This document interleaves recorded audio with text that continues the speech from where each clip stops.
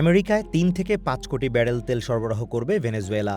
মঙ্গলবার সামাজিক মাধ্যম ট্রুথ সোশ্যালে দেয়া এক পোস্টে প্রেসিডেন্ট ট্রাম্প দাবি করেন, দেশটির অন্তর্বর্তী সরকারের সাথে চুক্তিতে পৌঁছেছে ওয়াশিংটন। পোস্টে তিনি জানান, অপরিশোধিত এই তেল বর্তমান বাজার মূল্যে বিক্রি হবে। এই অর্থ নিয়ন্ত্রণ করবেন ট্রাম্প নিজেই, যা প্রায় $2 বিলিয়ন বা ২৪,০০০ কোটি টাকা। ট্রাম্পের দাবি, ভেনেজুয়েলা এবং আমেরিকা উভয় দেশের মানুষের কল্যাণেই ব্যবহার করা হবে এই অর্থ।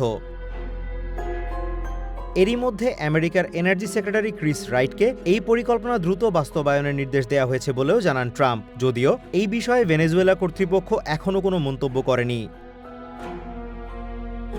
তবে বিশ্লেষকদের মতে, ট্রাম্পের এই পরিকল্পনা বাস্তবায়ন সহজ হবে না। ধরন অনুযায়ী ভেনেজুয়েলার তেল পরিশোধন ব্যয়বহুল। আমেরিকার কোম্পানিগুলোর মধ্যে দেশটিতে এখন শুধু শেভরন সীমিত আকারে কাজ করছে। তবে তাড়াহুড়ো না করে বিনিয়োগ ও ব্যবসার আগে পরিস্থিতি পর্যবেক্ষণের কথা জানিয়েছে ওয়াশিংটনের অন্যান্য জ্বালানি প্রতিষ্ঠানগুলো। ভেনেজুয়েলায় বিশ্বের সবচেয়ে বড় তেলের মজুদ রয়েছে, যা প্রায় ৩০৩ বিলিয়ন ব্যারেল। গত এক দশক ধরে চায়না দেশটির তেলের সবচেয়ে বড় গ্রাহক। বিশেষ করে ২০২০ সালে ভেনেজুয়েলার তেল বাণিজ্যে আমেরিকা নিষেধাজ্ঞার পর থেকে বেইজিংয়ে রপ্তানি বাড়িয়েছে দেশটি।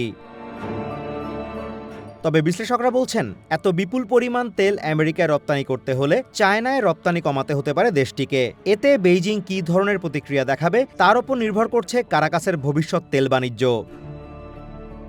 Azimur Rashid Kanak, one international desk.